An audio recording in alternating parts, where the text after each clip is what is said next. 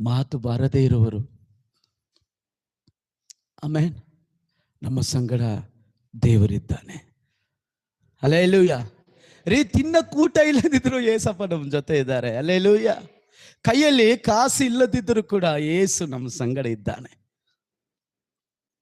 ವಾಕ್ಯ ಇದೆಯಾ pastor? S, ವಾಕ್ಯ ಇದೆ. ನಾನೆಲ್ಲ ರೆಫರೆನ್ಸ್ ಇದೆ, ಎಲ್ಲ ವಾಕ್ಯಗಳಲ್ಲಿ ತೋರ್ಸಕ್ ಬಲ್ಲೆ.